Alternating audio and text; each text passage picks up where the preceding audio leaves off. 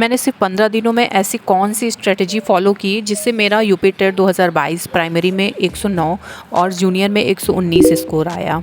तो ये सब कुछ आज मैं इस वीडियो में आगे डिस्कस करूँगी, तो वीडियो को लास्ट तक ज़रूर देखिएगा। हाय, मेरा नाम है रितु और मैं यूपी टेट की तैयारी कर रही हूँ और अपना डेली स्टडी व्लॉग आपसे शेयर करती हूँ। तो जैसा आपको पता होगा, अगर मेरी पुरानी वीडियोस देखी होंगी, तो मैंने 2022 में यूपी टेट का एग्ज़ाम दिया हुआ था और मात्र 15 दिनों की तैयारी करने का टाइम मिला था, क्योंकि उस टाइम मैं बीएड कर रही थी, अपीयरिंग में थी, तो और साथ ही साथ मैं कॉम्पिटिटिव एग्ज़ाम्स की तैयारी करती थी, तो मुझे समय मिल नहीं पाता था। तो मैंने 15 दिनों में ही ऐसी स्ट्रेटजी फ़ॉलो की जिससे कि मैंने इतना स्कोर गेन कर पाई। तो ये सब कुछ कैसे हुआ मैं आपको ज़रूर बताऊंगी, आप वीडियो में बने रहिए। तो सिर्फ 15 दिन बचे हैं, तो क्या यूपी टेट निकल सकता है? बहुत लोग का ये क्वेश्चन रहता है। तो इसका जवाब है हाँ, बिल्कुल 15 दिनों में आप यूपी टेट में एक अच्छा स्कोर ला सकते हैं, यूपी टेट पास कर सकते हैं।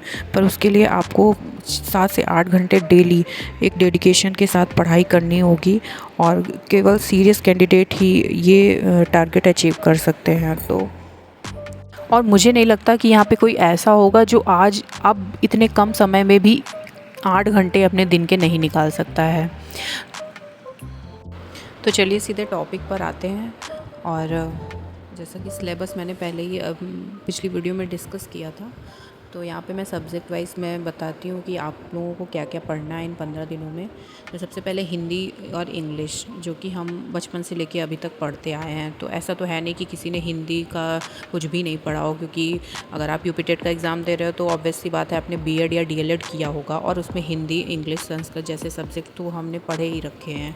तो इसमें उतनी मेहनत करने की ज़रूरत नहीं है, केवल PYQ ही आप पढ़ के आसानी से इसमें 20 से 25 स्कोर कर सकते हैं। अगर 25 स्कोर कर दिया तो बहुत अच्छा है हमारे लिए। उसके बाद बात आती है मैथ की, बात बाद में करेंगे। सबसे पहले सीडीपी की बात करते हैं। सीडीपी एक बहुत अच्छा रोल प्ले करती है। अगर आप उसमें अच्छा स्कोर कर ले जाते हो तो सबसे बढ़िया बात होगी।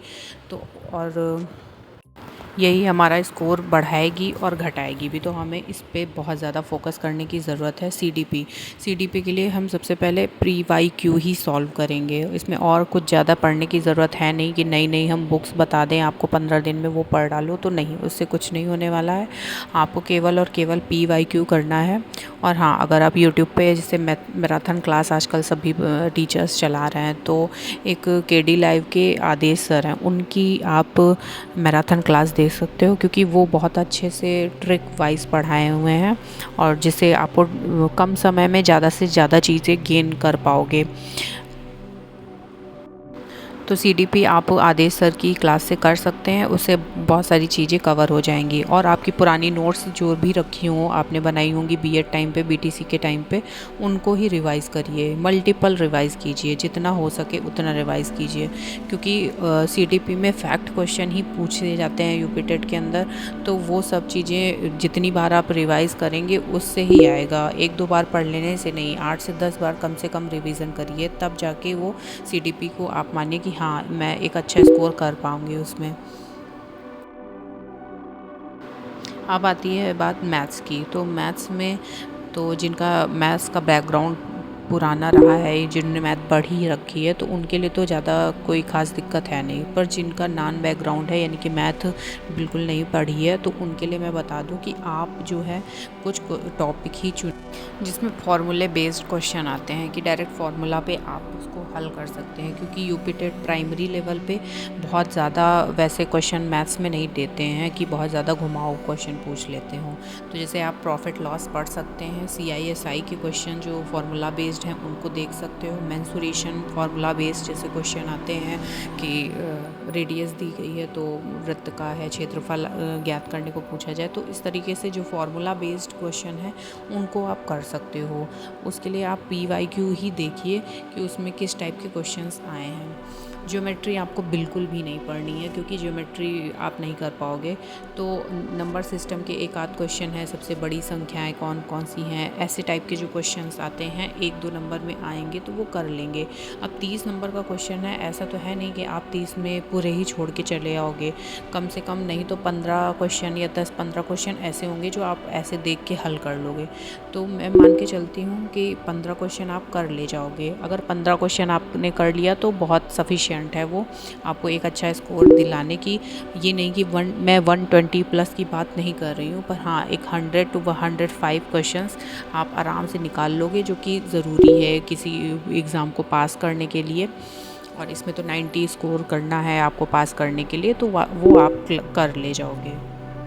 अब बात आती है ईवीएस की, तो ईवीएस में भी पीवाईक्यू ही आपको हल करने हैं। और ज़्यादा से ज़्यादा अगर आपके पास समय हो तो आप 1 to 5 जो एससीईआरटी की बुक होती हैं उनको पढ़ सकते हैं, ईवीएस की बुक, क्योंकि डायरेक्ट क्वेश्चन वहीं से बनते हैं। पूरे वर्ड टू वर्ड क्वेश्चन उठा के रख दिए जाते हैं। अगर आपके पास ऐसी कोई पीडीएफ पड़ी हो तो आप उनसे पढ़ सकते हो, या फिर ये जो ऑनलाइन आसानी से आपको मिल जाएंगी एससीईआरटी की जो पीडीएफ्स होती हैं, उनको पढ़ने में ज़्यादा आपको टाइम नहीं लगेगा। तो पेपर 1 के लिए अब बात आती है पेपर 2 की। तो पेपर 2 में अगेन हिंदी इंग्लिश आपको पीवाईक्यू ही करना है। और अब मेन बात आती है 60 नंबर का हमारा सब्जेक्ट आता है, जो कि मैथ या साइंस होगा या फिर सोशल साइंस होगा। तो इसमें मैंने क्या किया था, मेरे 119 मार्क्स आए थे। इसमें मैं बताऊं तो हो सकता है मेरा लक हो, क्योंकि मैंने केवल और केवल पीवाईक्यू ही किया था। प्रीवियस ईयर जो भी क्वेश्चन आए थे वो ही मैंने सॉल्व किए थे इसमें मैथ और साइंस में, और कुछ भी नहीं नोट्स वगैरह पढ़ी थी मैंने, किसी प्रकार की कोई नोट्स नहीं पढ़ी है। और मैं हमेशा टेक्स्ट बुक की सीरीज मैंने लिया था, 400 से 500 रुपये में मैंने मतलब पास ले लिया था। और उसमें आपको सारे गवर्नमेंट एग्ज़ाम्स जो भी हैं, अब ऐसा तो है नहीं कि आप यूपी टेट कर लेंगे और उसके आगे कोई एग्ज़ाम नहीं देना है। बहुत लोग टीजीटी पीजीटी की तैयारी कर रहे हैं, बहुत लोग सुपर टेट की तैयारी कर रहे हैं। तो आप चाहें तो टेक्स्ट बुक की एक सीरीज़ ज्वाइन कर लें। टेक्स्ट बुक में 300 या 400 में मुझे मिल गया था पास, और मैं उसी से अपना जो डेली मॉक टेस्ट देती थी उसी से मॉक टेस्ट देती थी, और उसी में जो भी स्कोर मेरा होता था मैं उसको अच्छे से डिस्कस करती थी, एनालाइज़ करती थी पूरा बैठ। और सच बताऊं तो पूरा का पूरा क्वेश्चन मेरा रिपीट आया था, वो पीवाईक्यू ही रिपीट आ गया था। तो मुझे लगा अरे यही तो मैंने कल दिया है क्वेश्चन, और मॉक टेस्ट दिया वही क्वेश्चंस ही आ गए थे A to Z। तो हो सकता है मेरा लक रहा होगा, लेकिन हाँ मैंने और अदर कोई भी नोट्स की नहीं बनाई थी इसके लिए, सब्जेक्ट के लिए अपने। मैंने केवल और केवल पीवाईक्यू ही सॉल्व किए थे।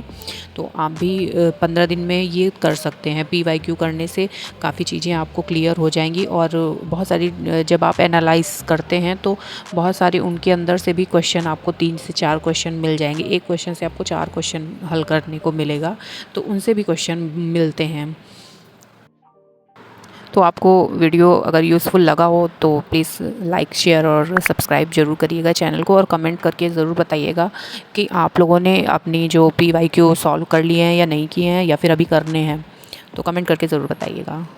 तो थैंक यू, मिलते हैं अगले वीडियो में।